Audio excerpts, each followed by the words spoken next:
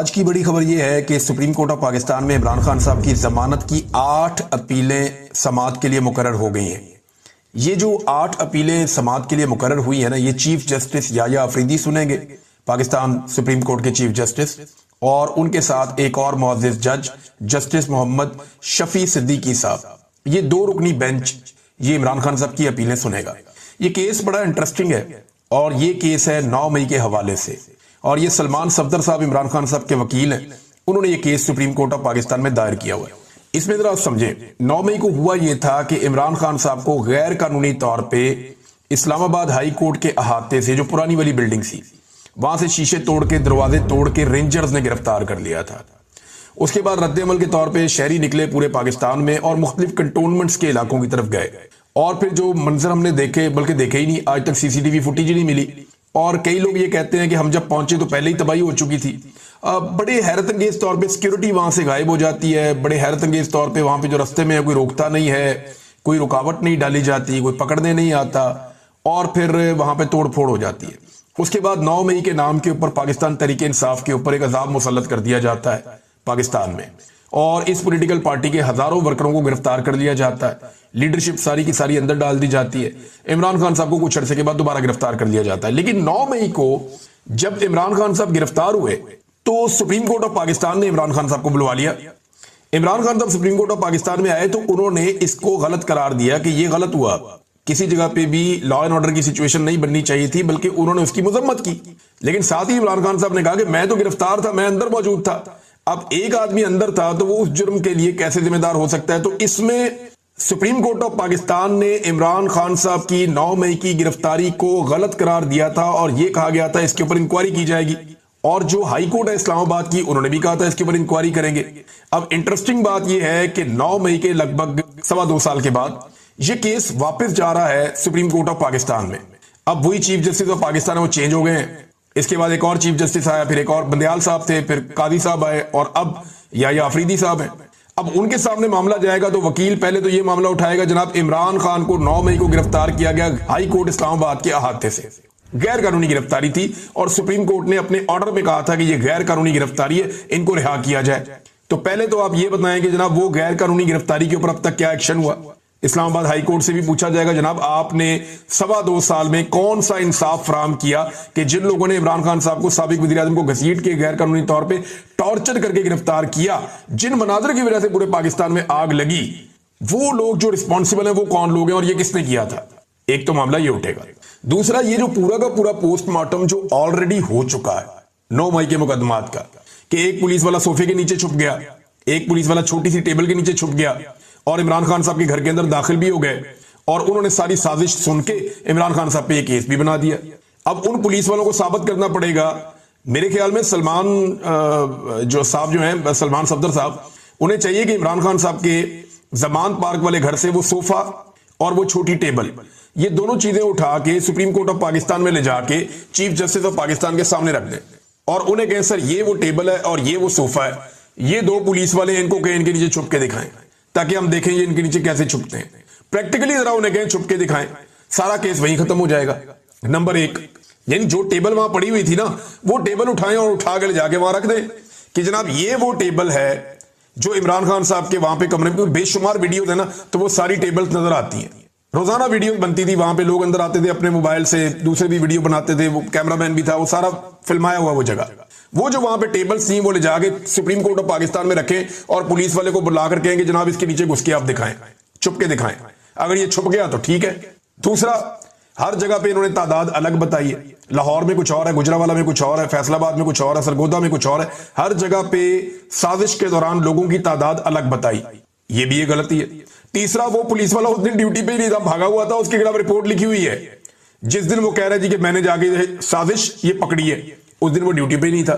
5واں، جو تفتیشی ہے وہ کبھی اس جگہ پہ ہی نہیں گیا، اس جگہ پہ وہ تفتیشی کبھی گیا ہی نہیں جس جگہ پہ یہ وقوع وہ کہتے ہیں ہوا ہے، اور وہ جو جائے وقوع ہے عمران خان صاحب کا گھر جس کے بارے میں وہ کہتے ہیں، اس کا نقشہ بھی ان کے پاس نہیں، ان کو یہ آئیڈیا ہی نہیں ہے کہ عمران خان صاحب کا کمرہ کس طرف ہے، دروازہ کس طرف ہے، صوفہ کس طرف ہے، کرسی کس طرف ہے، اور وہاں کا کوئی انہوں نے دورہ بھی نہیں کیا، تفتیشی وہاں گیا ہی نہیں۔ اتنے زیادہ لکوناز ہیں، لیکن اس کے باوجود عمران خان صاحب کو سزا ہوگی۔ اب سپریم کورٹ آف پاکستان میں گیا معاملہ، یعنی وہاں ضمانت مسترد ہوگی نا، सुप्रीम कोर्ट ऑफ पाकिस्तान में ये जमानत का मामला गया है। अब जजों का बहुत बड़ा इम्तिहान आ गया।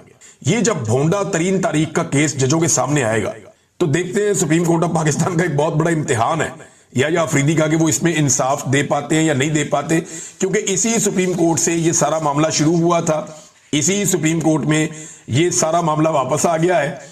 और तफ्तीशी का, पुलिस वालों का, प्रोसिक्यूशन का बहुत बड़ा इम्तिहान है, क्योंकि ये केस लड़ने के काबिल है ही नहीं। इस केस को लड़ा ही नहीं जा सकता।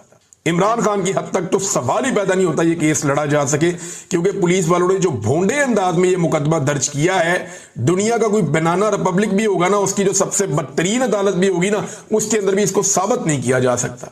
अब देखना यह है कि चीफ जस्टिस ऑफ पाकिस्तान इस मामले को कैसे हैंडल करते हैं, तो बड़ी इंटरेस्टिंग चीज होने जा रही है। नंबर 2, वजीर आला खैबर पख्तूनख्वा के जो बड़े सख्त बयानात आए थे उन पे हुकूमत का रद्द-ए-अमल आया। राणा सनाउल्लाह साहब ने कहा खैबर पख्तूनख्वा में वादिय तीरा के इंसिडेंट से पहले जो वादिय तीरा के अंदर कत्लो गारत गिरी हुई है, बच्चों की शहादत के बाद लोग एहतजाज करने के लिए निकले, फिर उनके ऊपर स्टेट फायर कर दिया सिक्योरिटी फोर्सेज ने बकौल पाकिस्तान तहरीक इंसाफ की गवर्नमेंट के, और जब उनके ऊपर स्टेट फायर किया गया तो उसमें लोग शहीद हो गए और हालात बड़े खराब हो गए। अब लोगों ने जाके तालिबान से कहा बहुत बड़ी तादाद में कि आप ये इलाका छोड़ दें, हम फौज से कहेंगे वो भी इलाका छोड़ दें। तो क्या ये इलाका वाकई में जो वहां की अवाम है वो तालिबान से और फौज से खाली करवा सकती है? पाकिस्तान तहरीक इंसाफ ने भी बड़ा सख्त मौके ले लिया। उन्होंने कहा जी ठीक है, फौज 15 दिन के अंदर निकल जाए इन इलाकों से। लेकिन राणा सनाउल्लाह साहब कह रहे हैं कि वजीर आला खैबर पख्तूनख्वा के बयानात पे मत जाए, इनके बयानात को बिल्कुल संजीदा मत लें, वो सियासी बयानिए के लिए बोलते हैं, सिर्फ जहां उनके ताउन की जरूरत होती है वो ताउन कर देते हैं हुकूमत के साथ। ये राणा सनाउल्लाह साहब ने दावा किया। अब वजीर आला खैबर पख्तूनख्वा के ऊपर चंद सवालात खड़े हो रहे हैं। नंबर 1, अभी तक किसी एक भी ड्रोन हमले की FIR अली अमीन गंडापुर साहब नहीं कर सके। देखिए ना, अली अमीन गंडापुर साहब 5 घंटे ऊंची आवाज में तकरीर करते रहे या चिल्लाते रहे, उससे कोई फर्क नहीं पड़ता। सिर्फ एक छोटी सी FIR दर्ज कर दें ड्रोन हमले की, उससे फर्क पड़ता है। आप देखें ना, प्रैक्टिकली आप देखें जावेद हाशमी साहब ने क्या कहा था। जावेद हाशमी साहब ने कहा कि मुझे DG ISI ने कहा या ISI के चीफ ने कहा कि हम आपको सीट पे कामयाब करवा देते हैं, आप इलेक्शन आपको जितवा देते हैं, आप हमें बुरा भला कहते रहा करें, लेकिन जब आप जरूरत पड़े हमें आपकी तो आप वोट हमें दे दिया करें या हमारा काम कर दिया करें, हमें जितना मर्जी बुरा भला करें कोई फर्क नहीं पड़ता। तो अहमद वली खान क्या करते हैं, उन्हें सीट दिलवाई गई है ना, वो कितना बुरा भला कहते हैं फौज को, लेकिन जब वोट की जरूरत पड़ती है तो वो फौज के हक में वोट डाल देते हैं या एस्टेब्लिशमेंट के हक में वोट डाल देते हैं, जो भी उनको मिलिट्री एस्टेब्लिशमेंट कहती है वो वैसे कर देते हैं। अब नादरीन, इमरान खान साहब जेल के अंदर बंद है, कैद तन्हाई में, और मुलाकातें बंद की हुई है बिल्कुल ही। लगभग 70 दिन हो गए, एक आधी मुलाकात उनकी बहन से करवाई गई थी। अगर आप नवंबर से गिन लें, 4 नवंबर से लेकर अब तक मुलाकातें हो नहीं रही इमरान खान साहब की, और कोई स्ट्रेटजी भी नहीं आ रही। इमरान खान ना पाकिस्तान तहरीक इंसाफ का 99% ही आप ये समझ लें, क्योंकि हिकमत अमली इमरान खान साहब ही बनाते हैं, वही बैठते हैं, वही तहरीक पैदा करते हैं। वो इस उम्र में भी इमरान खान साहब जो है वो सबको इकट्ठा करके रखते हैं। मुझे अच्छी तरह याद है कि इमरान खान साहब एक एक दिन में 2-2 मीटिंग्स करते थे बयानिए के हवाले से। वो 2-2 मीटिंग्स करते थे कि हमारी लड़ाई बहुत बड़ी है, नैरेटिव बनाना पड़ेगा, बात करनी पड़ेगी, ये वाले इशू पे क्या करना है, इस पे क्या करना है। बार बार अपने साथियों से मुशावरत करते थे, बार बार हिकमत अमली बनाते थे, और इमरान खान साहब बहुत मुतहर्रिक रखते थे पूरे सिस्टम को, पूरी पार्टी को। क्योंकि देखिए पाकिस्तान तहरीक इंसाफ हालत जंग में है पिछले 3-4 साल से। एस्टेब्लिशमेंट ने उनके लिए जंग के दरवाजे खोले हुए, मारो इनको, तबाह बर्बाद कर दो, ये कर रही है एस्टेब्लिशमेंट। तो मिलिट्री एस्टेब्लिशमेंट तो जंग के अंदर उतरी हुई है, बयानिया की एक जंग में। तो इमरान खान साहब जब तक बाहर थे वो रोजाना की बुनियाद के ऊपर बयानियां बनाते थे, या जब तक उन्हें जेल के अंदर से मौका मिलता रहा वो जेल के अंदर से गाइड करते रहे। लेकिन जब से इमरान खान को कैद तन्हाई में डाला गया, अब मुझे एक बयानिया बताइए पाकिस्तान तहरीक इंसाफ ने बनाया, सवाए एक जुमला है सोहेल आफरीदी का कि हर चौक डी चौक, इसके अलावा आप बताएं कौन सा बयानिया। सोहेल आफरीदी बतौर एक वजीर आला अपने तौर पर भाग दौड़ कर रहे हैं, और वो मोबिलाइजेशन कर रहे हैं, चैनलाइजेशन नहीं हो रही। मोबिलाइज करना और चैनलाइज करना 2 अलग अलग चीजें हैं। जो लोग समझते हैं उन्हें आइडिया हो गया है कि वो सिर्फ एक तहरीक चलाने के लिए लोगों को मोबिलाइज कर रहे हैं, विजुअल्स बन रहे हैं, वो अपनी जिम्मेदारी पूरी कर रहे हैं। लेकिन ग्राउंड के ऊपर स्ट्रीट मूवमेंट के लिए जो लोगों को चैनलाइज करना है, जो लोगों को जोड़ना है, वो काम नहीं हो रहा। मैं सीरियस आपको बता रहा हूं। इमरान खान साहब ने इख्तियारात दिए सलमान अकरम राजा साहब को, वो पॉलिटिकल कमेटी की तरह कौन से फैसले, जहां रोजाना की बुनियाद पे बयानिया आता था, वहां पे आपको कई कई हफ्ते आपको बयानिया कोई नहीं आता, आपको पता ही नहीं चलता पाकिस्तान तहरीक इंसाफ है किधर। اور ان کا سٹیٹمنٹ کیا آئے گا یا ان کا موقف کیا ہے کسی چیز کے اوپر. آپ ڈھونڈتے رہتے ہیں ٹیلی فون کر کے ادھر ادھر کہ جناب اس چیز پہ موقف دیں, اور کوئی موقف دینے کے لیے بھی تیار نہیں ہوتا. یہ حالات ہو گئے. اب بیانیے کی اس لڑائی کے اندر عمران خان صاحب کہتے تنہائی میں, وہ تو اب لڑ نہیں سکتے, ان کو تو بالکل اوچل کر دیا. تو جن لوگوں کو عمران خان صاحب نے لڑنے کی ڈیوٹی دی ہے وہ کدھر ہے؟ بار بار عمران خان صاحب نے کہا کہ اسلام آباد ہائی کورٹ جائیں, اسلام آباد ہائی کورٹ جائیں, بار بار انہوں نے کہا. لیکن پاکستان تحریک انصاف کے لوگ جاتے ہی نہیں. جاتے ہیں تو چند لوگ چلے جاتے ہیں. 350 کی تعداد ہے آپ کی, 300 سے زائد ہیں آپ. MNAs, MPAs, senator 350 ہے. یہ صرف وہ ہے جو اراکین اسمبلی ہے. یہ 300 سے زیادہ لوگ چلے جائیں اگر ریڈ زون میں ہائی کورٹ کی بلڈنگ کے اندر, اور ججوں سے اپنے وکلا کے ساتھ کھڑے ہو کے انصاف مانگیں, اور وکلا تنظیمیں جو عمران خان کے ساتھ ہیں وہ بھی وہاں پہ ان کے ساتھ جڑ جائیں, تو شام کے وقت گھسیٹ کی پولیس باہر نکالے گی نا. تو ریڈ زون ہے بھائی, ساری ایمبیسی ہیں وہاں پہ, پوری دنیا کے اندر رولا جائے گا, پوری دنیا کے اندر شور مچے گا. اسلام آباد ہائی کورٹ میں سینکڑوں میڈیا والے پہنچ جائیں گے, بین الاقوامی میڈیا پہنچے گا. دیکھو یہ کیا ہو رہا ہے پاکستان میں. اگلے دن صبح پھر نہ دو کہ پھر آ جائیں آپ وہاں پہ.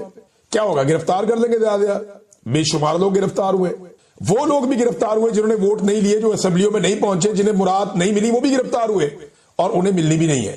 جن لوگوں کو اس لڑائی میں کچھ نہیں ملنا وہ گرفتاریاں دے رہے ہیں, قربانیاں دے رہے ہیں, اور جو اس لڑائی کے بینیفیشری ہے, لیڈر بڑے پھرتے ہیں, وہ قربانی دینے سے بھاگ رہے ہیں. ایک بڑے رہنما نے یہ کہا جناب کہ میں گرفتار ہو گیا تو میرا بہت بڑا مالی نقصان ہو جائے گا.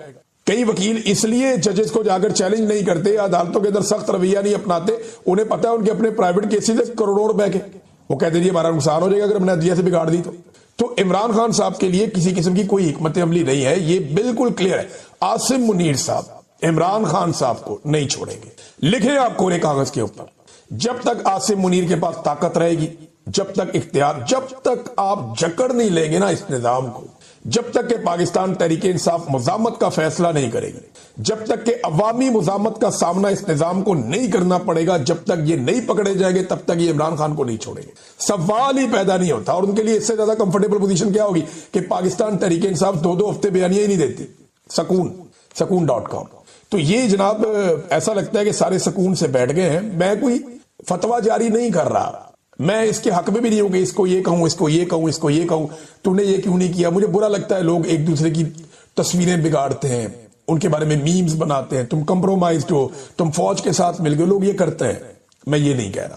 میں یہ کہہ رہا ہوں کہ جو آپ کر سکتے ہیں, مجھے پتہ ہے پاکستان کے اندر رہ کے کام کرنا بہت مشکل ہے, لیکن جتنا کام کیا جا سکتا ہے اتنا بھی نہیں ہو رہا. پولیٹیکل پارٹی کے بعد اتنا اختیار تو ہوتا ہے کہ وہ آپس میں مل کر بیٹھے. آپ کے ساتھ اسٹیبلشمنٹ نے ایک جنگ چھیڑی ہوئی ہے. آپ کا وار روم کی طرح جہاں بیٹھ کے آپ اسٹریٹجی بناتے ہیں. آخری اسٹریٹجی آپ نے کب بنائی تھی؟ ایک پولیٹیکل کمیٹی بنی ہے, سنا اس کی کوئی میٹنگ 1-2 ہوئی ہیں, لیکن پتہ ہی نہیں کیا میٹنگ ہوئی ہے. اس کا کوئی اعلامیہ, کوئی چیز ہمارے پاس ہے ہی نہیں. وہ تحریک تحفظ آئین پاکستان والے بیٹھتے ہیں, وہ بیٹھ کے کوئی بات کرتے ہیں, لیکن اس کے بعد سب غائب ہو جاتا ہے. وہی لوگ کوشش کر رہے ہیں. تو یہ عمران خان صاحب کے ساتھیوں نے عمران خان صاحب کے لیے معذرت کے ساتھ جو وہ کر سکتے تھے وہ انہوں نے نہیں کیا. حتیٰ کہ جن لوگوں نے آواز اٹھائی نا, ان کے لیے بھی انہوں نے آواز نہیں اٹھائی. میں 2 نام آپ کے سامنے رکھتا ہوں, صابر شاکر, محیط پیرزادہ. ان دونوں کو 85 سال سزا ہوئی ہے. مجھے بتائیں یہ کس کے لیے آواز اٹھاتے ہیں؟ عمران خان کے لیے. پاکستان تحریک انصاف کے اوپر ہونے والی زیادتیوں کے خلاف آواز اٹھاتے ہیں نا دونوں لوگ. انہوں نے اپنے گھر چھوڑ دیے, خاندان چھوڑ دیے, اپنے نقصان برداشت کر لیے, پاکستان سے باہر پڑے ہوئے, جان کو خطرہ, کوئی پتہ نہیں کب کوئی آگے کہاں سے کوئی حرکت کر جائے. اس کے باوجود یہ دونوں آواز اٹھاتے ہیں. کس لیے؟ انہیں کیا ملنا ہے؟ کچھ بھی نہیں. انہیں حاصل کیا ہوگا؟ کچھ بھی نہیں. مجھے اچھی طرح یاد ہے عمران خان کی حکومت تھی, صحافی کو مچھر بھی کاٹ جاتا تھا, پوری اپوزیشن جا کر بیٹھ جاتی تھی. کوئی چھوٹا موٹا انسیڈنٹ ہو جاتا تھا جو کہ غلط ہے, لیکن ساری اپوزیشن جا کر بیٹھتی تھی. اپوزیشن کا کام ہی یہ ہوتا ہے, انہوں نے انصاف تھوڑی دینا ہے, انہوں نے تو رولا ڈالنا ہے. 85 سال سزا ہوگی محیط پیرزادہ کو اور صابر شاکر کو. اور سزا کیوں ہوئی؟ کیونکہ یہ عمران خان صاحب کا بیانیہ سنا رہے تھے, یہ عمران خان صاحب کا موقف سنا رہے تھے. انہیں سزا اس لیے ہوئی ہے, ورنہ ان کے پیچھے پیچھے بھاگ رہی ہے ساری اسٹیبلشمنٹ کہ جناب بیٹھو, بات کرتے ہیں, جان چھوڑو, دفع کرو, تانوں تو کچھ نہیں ملنا. یہ وہ کہتے ہیں, سب کو کہتے ہیں. لیکن آپ مجھے یہ بتائیں, بالکل اپنے دل پہ ہاتھ رکھ کے, پاکستان تحریک انصاف نے کتنی دفعہ ان کے لیے آواز اٹھائی؟ سہیل آفریدی نے 1-2 دفعہ بات کی ہے. کوئی گول بول قسم کی یہ بات کر جاتا ہے. کیا کسی نے کھل کر ان 2 صحافیوں کے لیے, جو پریس کلب کے ممبرز بھی ہیں, جو پاکستان کے اندر کئی دہائیوں سے, کئی سالوں سے جو ہے وہ کر رہے ہیں صحافت, ان کو 85 سال سزا ہوگی, کس نے آواز اٹھائی ان کے لیے؟ یہ روزانہ تحریک انصاف کے حق کے لیے آواز اٹھاتے ہیں, تحریک لبیک کے حق کے لیے آواز اٹھاتے ہیں. یہ بلوچوں کے حق کے لیے آواز اٹھاتے ہیں، یہ مظلوموں کے حق کے لیے آواز اٹھاتے ہیں، یہ عمران خان کے اوپر جعلی مقدمات کے خلاف آواز اٹھاتے ہیں، انہیں ہونے والی غلط سزاؤں کے خلاف آواز اٹھاتے ہیں۔ ان کے لیے آواز کس نے اٹھائی؟ ہم نے ارشد شریف کا کیس کیا، ان میں سے کون آیا عدالت میں؟ بتائیں نا کون آیا؟ کوئی نہیں آیا۔ تو یہ کہانی ہے۔ یہ پاکستان تحریک انصاف کو یہ سوچنا پڑے گا کہ عمران خان کے بعد، یعنی عمران خان تو آواز اٹھا رہے ہیں، وہ تو زور لگا رہے ہیں، لیکن وہ جیل کے اندر بندہ قید تنہائی میں چلا گیا، تو پھر کون؟ کیوں نہیں آواز اٹھا رہے؟ کیوں نہیں بات کر رہے؟